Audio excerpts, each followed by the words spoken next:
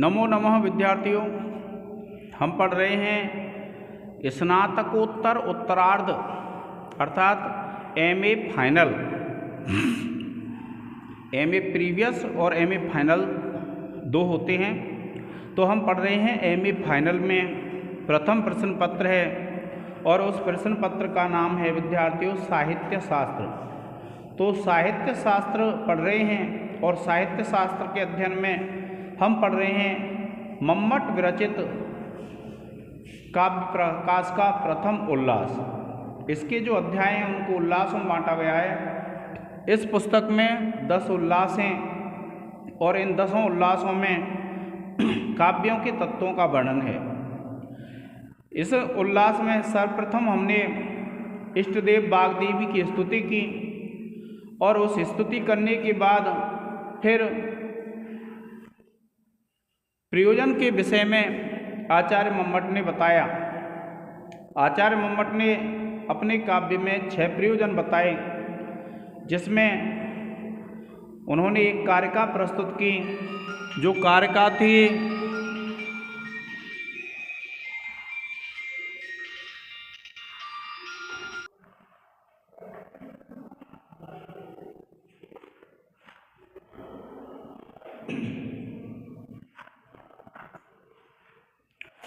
जब महाकवि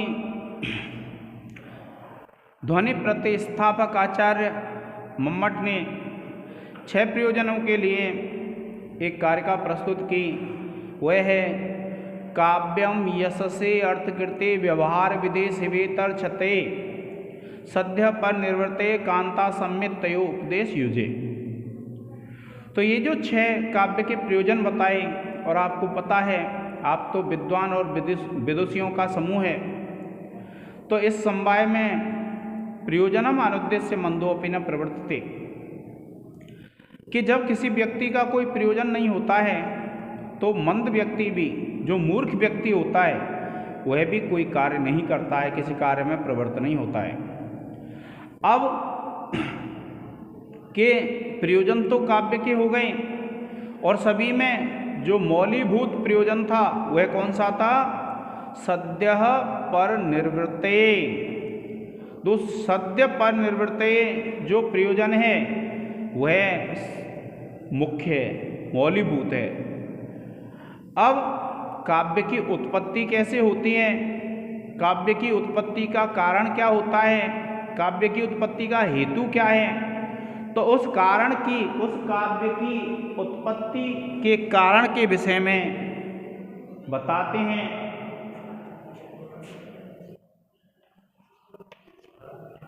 उत्पत्ति का जो कारण होता है, काव्य की उत्पत्ति कैसे होती है, क्या कारण हो सकता है, उसके विषय में आचार्य मम्मट ने एक कारिका प्रस्तुत की है कि शक्तिर निपुणता लोकशास्त्र काव्याद्य वेक्षणात् काव्यज्ञ शिक्षाभ्यास इति हेतुस्तदुद्भवे।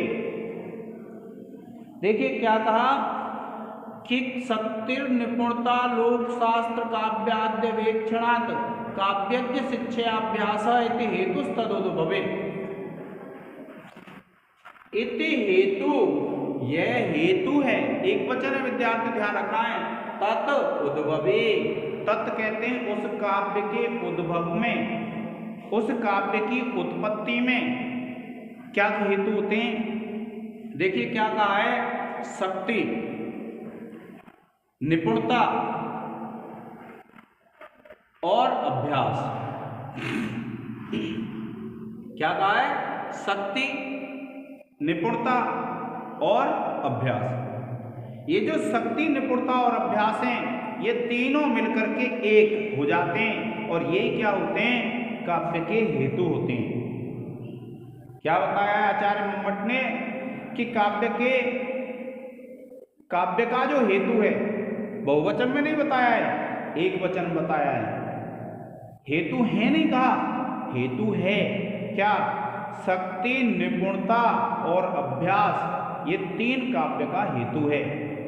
ये तीनों मिलकर के जब एक हो जाएं तो काव्य की उत्पत्ति हो सकती है। तो देखिए यही कहा, शक्ति, निपुणता। निपुणता लोक शास्त्र काव्य आदि अवीक्षणात्, लोक शास्त्र काव्य आदि का अवीक्षण करने से, उनको पढ़ने से, और काव्यज्ञ शिक्षाभ्यास, और काव्य को जो जानने वाले हैं उनसे शिक्षा और अभ्यास, इति हेतु तदुद्भवे, ये हेतु हैं तत् माने उस काव्य की उत्पत्ति में।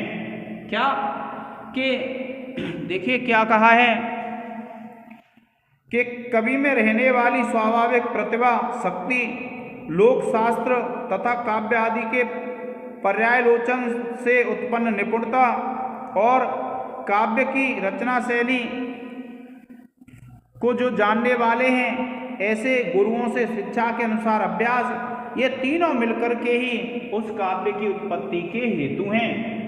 देखिए क्या कहा कि शक्ति, शक्ति और फिर क्या कहा है निपुणता। निपुणता कैसे?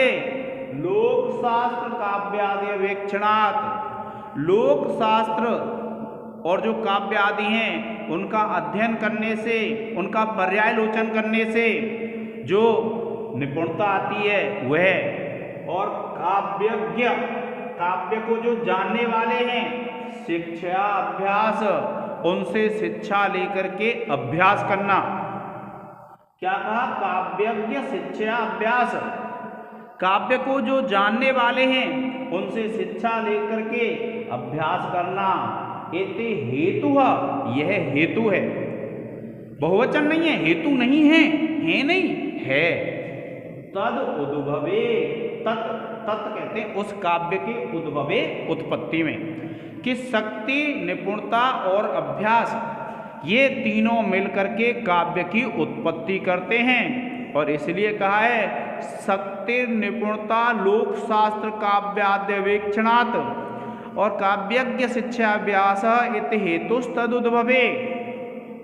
कि देखिए शक्ति, शक्ति क्या होती है?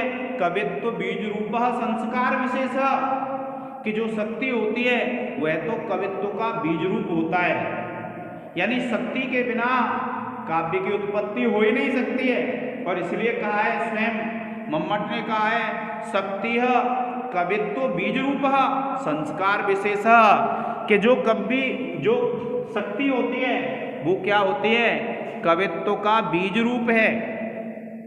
यानी शक्ति अगर नहीं होगी किसी कवि में काव्य रचने की तो वह काव्य की रचना नहीं कर सकता है। क्या कहा? शक्ति कवित्व रूप संस्कार विशेष, कि जो शक्ति होती है वह कवित्व का बीज रूप होती है और संस्कार के रूप में रहती है। किसी कवि के संस्कार में यह प्रतिभा पाई जाती है और जिसके बल से वह किसी काव्य की रचना कर सकता है। तो इसलिए क्या कहा विद्यार्थियों? शक्ति कवित्व बीज रूप संस्कार विशेष, कि जो शक्ति होती है वो कवित्व का बीज रूप होती है और वह एक विशेष संस्कार होता है। याम बिना, जिसके बिना काव्यम न प्रसरेत, उस शक्ति के बिना काव्य की उत्पत्ति नहीं हो सकती है। और प्रसरतम वा उपहसनीयम स्यात्, और अगर आपने काव्य की उत्पत्ति कर भी दी बिना शक्ति के तो वह काव्य हंसी का पात्र होगा।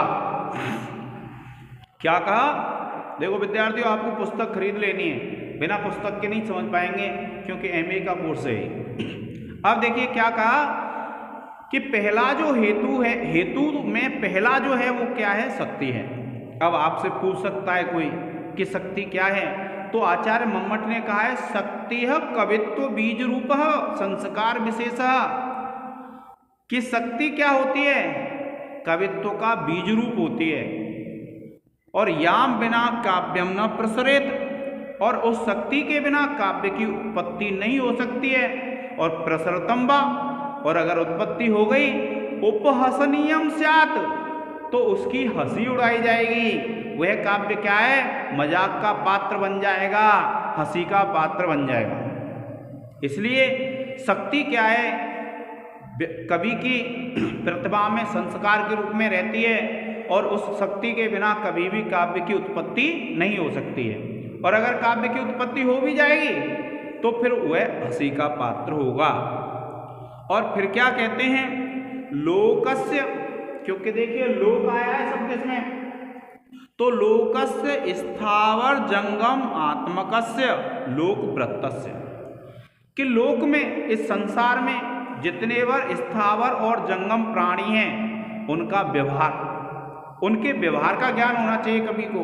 क्या कहा? लोकस्य स्थावर जंगम आत्मकस्य लोक वृत्तस्य, तो जो लोक है उसका जो वृत्तांत है, जो व्यवहार है, उसका ज्ञान होना चाहिए।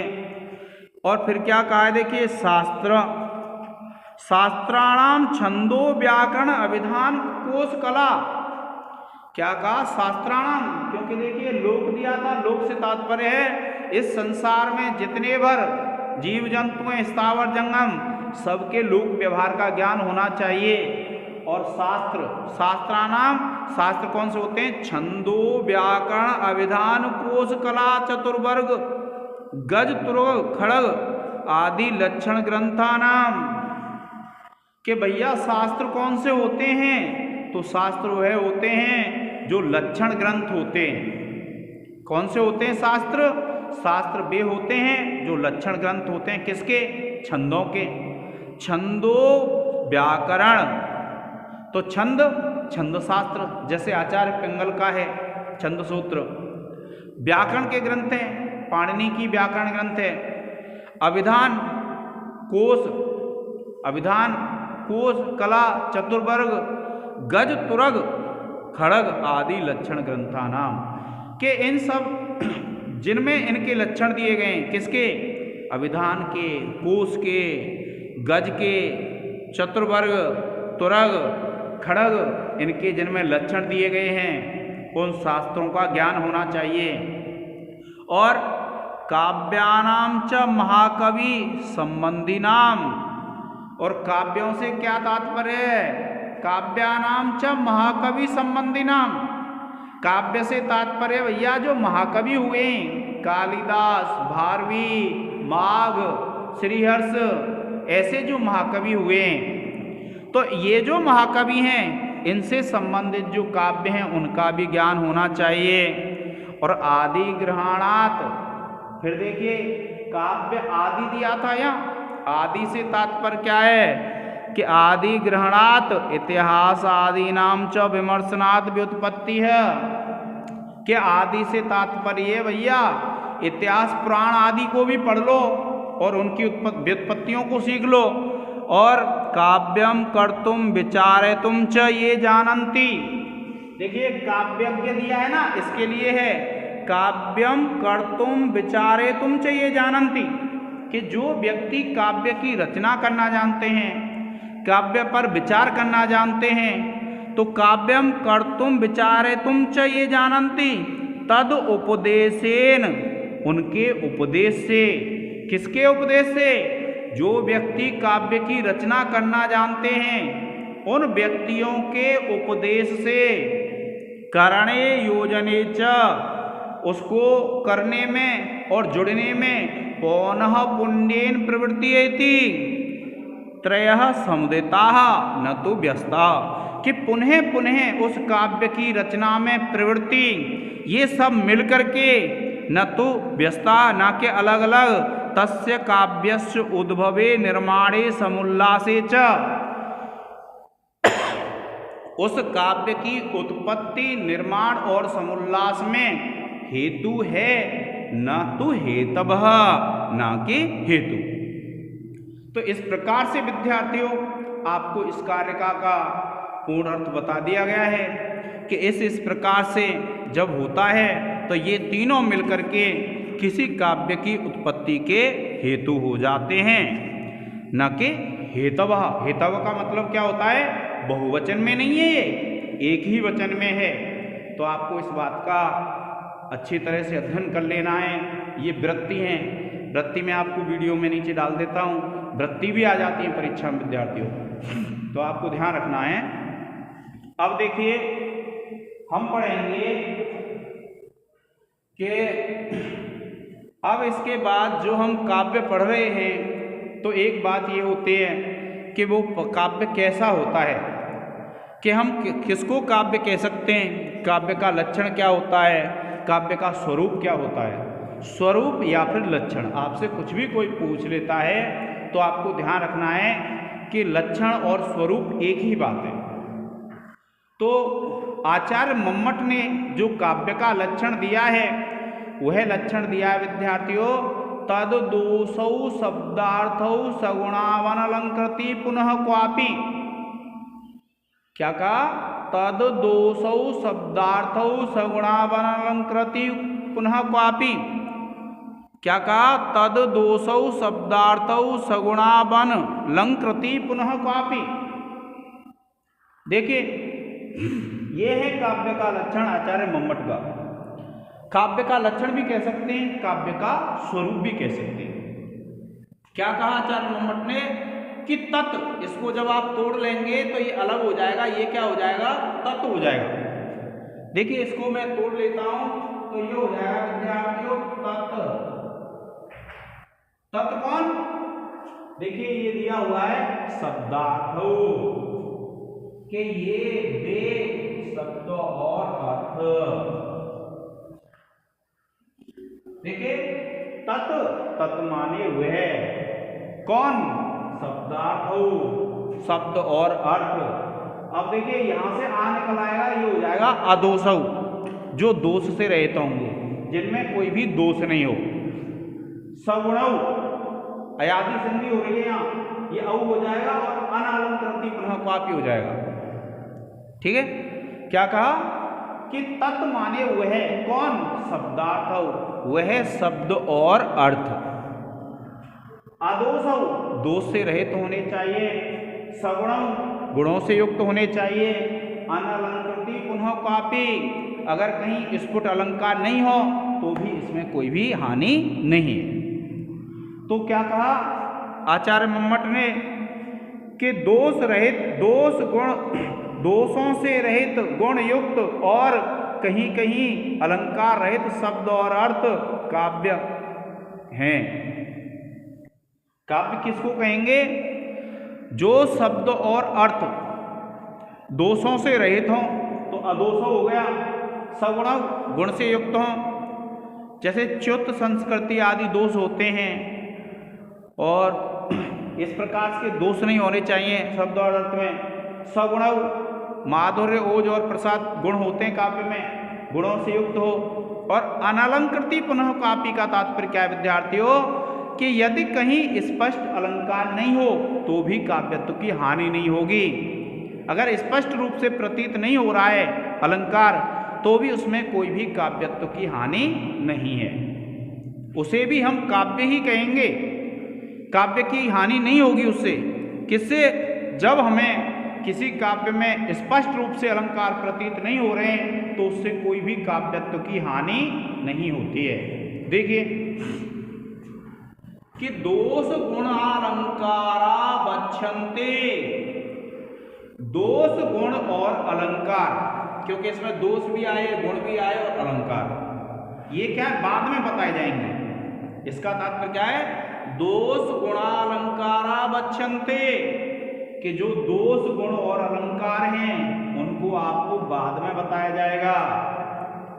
और देखिए क्वापि, देखिए यहां पर दिया गया है क्वापि, क्वापि इति अनेन एतद आह, कि इस लक्षण में जो क्वापि कहा गया है उसे यह कहना चाहते हैं, क्वापि इति अनेन एतद आह, कि क्वापि से यह कहना चाहते हैं यत सर्वत्र सालंकारो, कि यत माने जो, सर्वत्र माने सभी स्थान पर, सालंकारो अलंकार से युक्त होना चाहिए, कि जो शब्द और अर्थ हैं वे वैसे तो क्या है सभी जगह अलंकारों से युक्त होने चाहिए, क्वचित तो, कहीं कहीं तो स्फुट अलंकार ब्रहेयपि, अगर स्पष्ट अलंकार नहीं दिखाई दे रहे हैं फिर भी न काव्यत्व हानि है, तो इससे काव्यत्व की हानि नहीं होगी।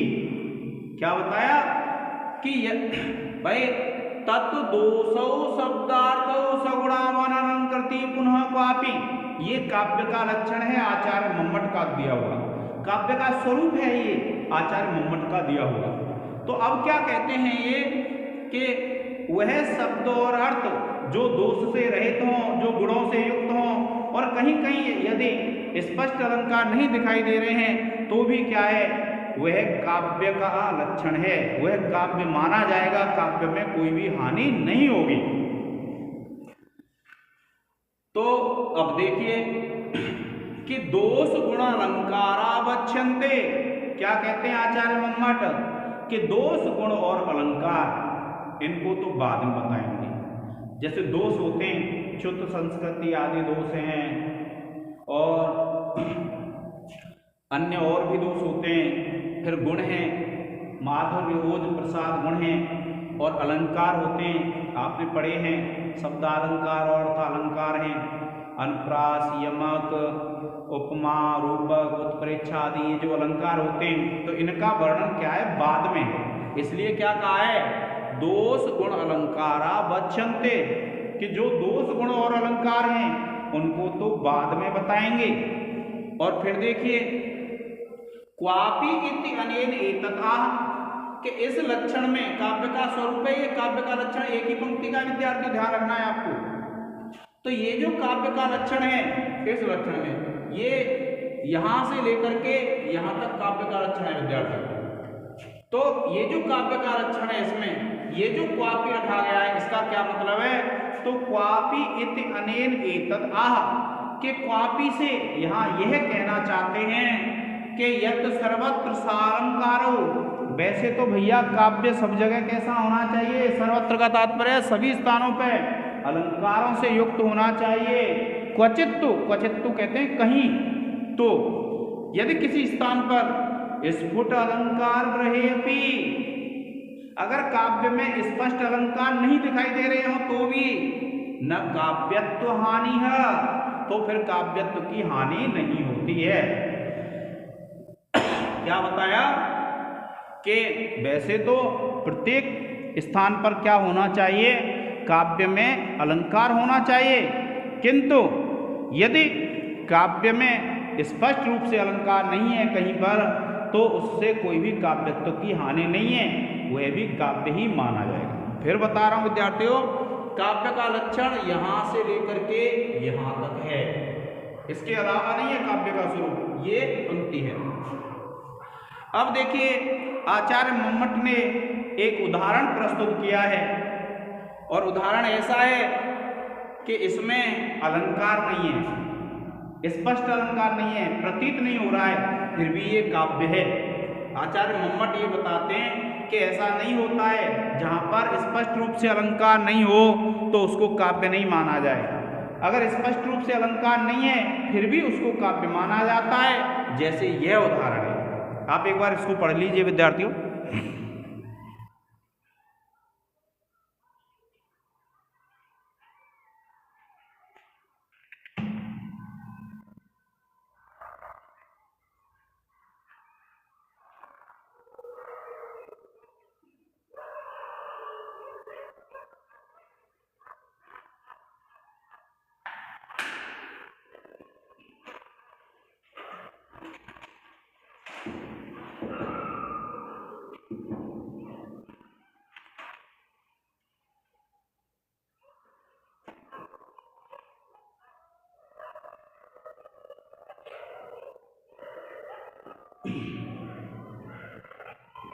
अब देखिए विद्यार्थियों कि ये जो उदाहरण है, जब आप काव्य पढ़ेंगे तो आचार्य मम्मट ने 3 प्रकार के काव्य माने हैं। एक उत्तम काव्य, दूसरा मध्यम काव्य और तीसरा अधम काव्य। कौन से? उत्तम काव्य, मध्यम काव्य और अधम काव्य। इस प्रकार से 3 प्रकार के काव्य माने आचार्य मम्मट ने, और 3 प्रकार के जो काव्य माने हैं उनमें ये उत्तम काव्य का उदाहरण है, और इसमें अलंकार भी नहीं है। तो आचार्य मम्मट ये बताते हैं कि यदि कहीं स्फुट अलंकार नहीं है तो उससे काव्यत्व की हानि नहीं होती है, जैसे ये उदाहरण है। और ये उदाहरण क्या है विद्यार्थियों? यह कौमार हरह सएव ही बरसता एव चैत्र छपा ते चोन्मीलित मालती सुरवय प्रौढ़ाः कदम्बानिलाः सा चैव अस्मि तथापि तत्र सुरत व्यापार लीला विधौ रेवा रोदसी वेतसी तरुतले चेतः समुत्कंठते। और अत्र स्फुटो न कश्चित अलंकार रसस्य च प्राधान्यात् न अलंकारता। ये उदाहरण है और आचार्य मम्मट ने इस उदाहरण को प्रस्तुत किया है। इसमें क्या है, एक नायिका का कथन है और एक नायिका का कथन है। तो नायिका क्या कह रही है, देखिए कि यह कौमार हरः, यह कौमार हरः, कि यह माने जिसने, कौमार हरः कि मेरे कुंवारेपन का हरण किया था। क्योंकि जो कन्याएं होती हैं वो शादी से पूर्व कुंवारी होती हैं और शादी हो जाती है तो उनके कुंवारेपन का हरण हो जाता है। तो तभी क्या कहते हैं, यह कौमार हरः, एक नायिका कह रही है कि जिसने मेरे कुंवारेपन का हरण किया था, स एव ही बरः, वही वर है ये। क्योंकि लता मंडप में बैठे हुए हैं और वह चुपचाप बैठा हुआ है, और चुपचाप बैठा हुआ है तो वह जो नायिका है वह कह रही है, क्या कह रही है, यह कौमार हरः कि जिसने मेरे कुंवारेपन का हरण किया था, स एव ही बरः, यह वही वर है। कौन सा वर है, जिसने मेरे कुंवारेपन का हरण किया था। और ता एव चैत्र छपा, ता माने वे ही, एव माने ही, चैत्र छपा, वे ही चैत्र की रात्रियां हैं। समय भी वही है, कौन सा समय, चैत्र की रात्रियां। तो क्या कहा, यह कौमार हरः कि जिसने कुमारेपन का हरण किया था, स एव ही बरः, वह ही वर है। और ता एव चैत्र छपा, वे ही चैत्र की रात्रियां हैं। और ते चोन्मीलित मालती श्रुवयः, कि वे ही, ते माने वे ही, उन्मीलित मालती श्रुवयः, उन्मीलित माने खिले हुए, मालती के फूलों से सुगंधित, प्रौढ़ाः कदम्बानिलाः, प्रौढ़ कदम्ब से युक्त अनिलाः, वायु चल रही है। क्या कहा, ते चोन्मीलित मालती श्रुवयः प्रौढ़ाः कदम्बानिलाः, कि वे ही उन्मीलित माने खिले हुए मालती के फूलों की सुगंध, और प्रौढ़ कदम्ब अनिलाः, और प्रौढ़ खिले हुए जो कदम हैं उनकी सुगंध से युक्त वायु भी चल रही है। क्या बताया कि वही तो वर है जिसने मेरे कुंवारेपन का हरण किया है, और वही चैत्र की रात्रियां हैं जिनमें कुंवारेपन का हरण किया गया था। और वे ही अनिलाः कहते हैं, वायु बह रही हैं जो मालती के खिले हुए फूलों की सुगंध से और कदम के फूलों की सुगंध से युक्त है। और सा चैवस्मि, सा चैवस्मि, और वही मैं हूं। क्या कह रही है नायिका, सा चैवस्मि, और वही मैं हूं। तथापि तत्र, तथापि फिर भी, तत्र माने वहां पर, सुरत व्यापार लीला विधौ, कि रति क्रीड़ा की लीला की विधि में, रेवा रोदसी बेतसी तरुतले, रेवा कहते हैं नर्मदा नदी को और रोदसी कहते हैं किनारे पर, कि रेवा रोदसी नर्मदा नदी के किनारे पर, बेतसी तरुतले बेत के वृक्षों के तल में, चेतः समुत्कंठते, चित्त उत्कंठित हो रहा है। क्योंकि नायिका ये कह रही है कि यह जो नायक है, दोनों बैठे हुए हैं नर्मदा नदी के किनारे पर, और बेंत के झुंड में जो लता मंडप होता है बेंत का, उसमें बैठे हुए हैं, फिर भी नायक रति क्रीड़ा के लिए प्रवृत्त नहीं है। तो उसको देख करके वह जो नायिका है वह क्या कह रही है, वह यह कह रही है कि देखिए, यह कौमार हरः स एव ही बरः, कि जिसने मेरे कुंवारेपन का हरण किया था वही तो ये वर है। और ताएव चैत्र छपा, और वे ही चैत्र की रात्रियां हैं। छपा कहते हैं रात्रि को, तो वे ही चैत्र की रात्रियां हैं जिनमें मेरे कुंवारेपन का हरण किया था। ते चोन्मीलित मालती सुरवयः प्रौढ़ाः कदम्बानिलाः, और वही मालती के खिले हुए फूलों से, फूलों की सुगंध से युक्त और प्रौढ़ कदम्ब की खुशबू से युक्त अनिल, अनिल कहते हैं वायु हैं। और साचैवस्मि, और मैं भी वही हूं। तथापि तत्र सुरत व्यापार लीला विधौ, और फिर भी रति क्रीड़ा के व्यापार की विधि में रेवा रोदसी बेतसी तरु तले, रेवा कहते हैं नर्मदा नदी को, और रोदसी कहते हैं किनारे पर, और बेतसी कहते हैं बेंत के, तरु कहते हैं वृक्ष के तले माने तल में, यानी बेंत के तल में चेतः समुत्कंठते, चित्त उत्कंठित हो रहा है। तो यहाँ जो नायिका है उसने यह बताया है कि यह जो नायक है यह वही है जिसने मेरे कुमारीपन का हरण किया था और चित्त उत्कंठित हो रहा है। तो इस प्रकार से वो व्यक्त कर रही है कि ये नायक फिर भी उदासीन है रति क्रीड़ा के प्रति, और उदासीन है। तो अब ये जो उदाहरण प्रस्तुत किया किसने किया? आचार्य मम्मट ने, और कहा कि ये उत्तम है लेकिन इसमें अलंकार नहीं है।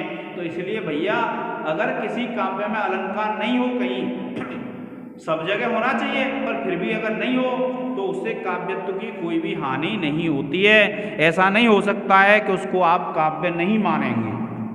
और नीचे भी कहा अत्र स्फुटो न कश्चित अलंकार, कि यहाँ पर कोई भी स्पष्ट अलंकार नहीं है। रसस्य प्राधान्यात्, रस की प्रधानता होने से न अलंकारता, इसमें अलंकारता नहीं है। और फिर भी क्या है, यह एक उत्तम काव्य का उदाहरण है। तो इसलिए अगर कहीं पर स्पष्ट रूप से अलंकार नहीं होते हैं तो उसमें काव्यत्व की कोई भी हानि नहीं होती है। इस प्रकार से विद्यार्थियों ये जो आपका लक्षण है काव्य का वह पूर्ण हो जाता है। आप इसका एक स्क्रीनशॉट ले लें।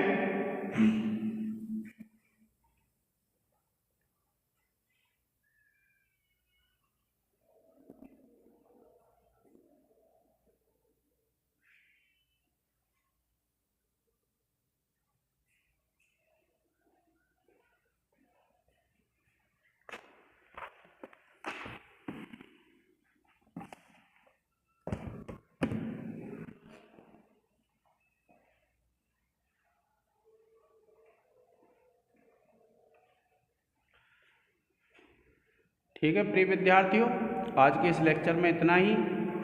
आगे हम पढ़ेंगे दूसरे लेक्चर में। जय हिंद, जय भारत।